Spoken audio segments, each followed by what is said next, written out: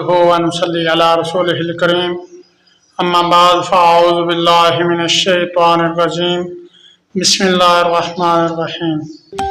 اپنے لیے اور اپنے بچوں کے لیے اور ہر اس نوجوان کے لیے یہ دعا بہت ہی اہم اور ضروری ہے کہ اس کو وہ یاد کر لے۔ اس کا فائدہ یہ ہے کہ جو بھی آدمی گناہ کر رہا ہے یا اس سے ہو رہا ہے یا کوئی نشہ کر رہا ہے یا اس کے علاوہ کوئی بیماری کی وجہ سے اپہج ہو گیا ہے یا کوئی بیمار ہے، اس کو آدمی دیکھتا ہے تو اس وقت یہ دعا مانگے تو فائدہ یہ ہوگا کہ جو بیماری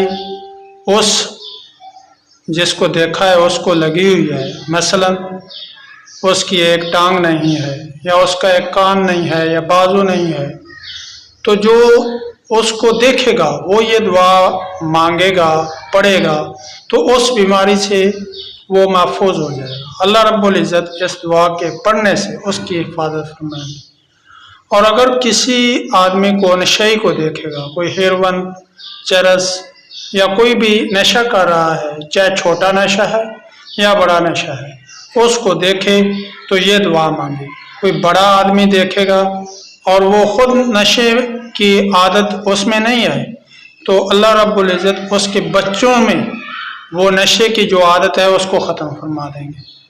اور اگر کوئی بچہ دیکھے کسی کو کہ وہ نشہ کر رہا ہے یا نشئی ہے تو اس کو دیکھتے ہی وہ آدمی یہ دعا پڑھے تو انشاءاللہ اللہ رب العزت وہ بیماری، وہ نشہ، وہ عادت اس کو کبھی بھی نہیں لگائیں گے، اس کو وہ عادت نہیں لگے گی۔ بہت ہی پیاری دعا ہے، نبی اکرم صلی اللہ علیہ وسلم کی فرمائی ہوئی دعا ہے۔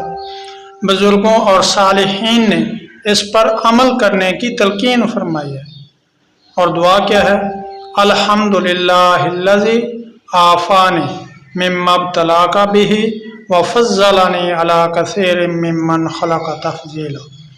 مطلب یہ ہوا کہ اے میرے رب، تو ہی جس بیماری میں یہ شخص مبتلا ہے، مثلا نشے کی بیماری ہے یا کوئی جسمانی بیماری ہے، کسی بھی قسم کی اس کو بیماری لاحق ہے، تو یا اللہ اس بیماری سے مجھے بچا۔ اگر اس میں وہ بیماری نہیں ہے جو یہ دعا مانگ رہا ہے، پڑھ رہا ہے، تو اس کے بچے جو ہیں وہ بھی اس بیماری سے محفوظ ہو جائیں گے۔ اس دعا کو ہر آدمی یاد کرے اور جب بھی کسی مریض کو دیکھے، کسی بیمار کو دیکھے، کسی نشے آور آدمی کو دیکھے تو یہ دعا ضرور پڑھ لیا کرے۔ تو انشاءاللہ اس دعا کے ثمرات بہت زیادہ ہیں۔ دنیا کے اندر جو بھی گناہ کا کام کر رہا ہے آدمی، کوئی بھی اگر کوئی شخص کسی کو دیکھتا ہے کہ وہ گناہ کا کام کر رہا ہے تو اس کو دیکھے تو یہ دعا پڑھے، الحمدللہ الذی عافانی مما ابتلاک بہ وفضلنی علی کثیر ممن خلق تفضیلا۔ تو اس سے وہ گناہ سرزد نہیں ہوگا جو وہ آدمی کر رہا ہے۔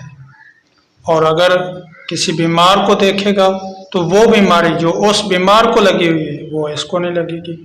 اور کسی نشئی کو دیکھے گا، نظر پڑ ہی جاتی ہے نا، تو اس وقت یہ دعا پڑھے گا تو یہ نشے والی عادت اس کو نہیں لگے گی۔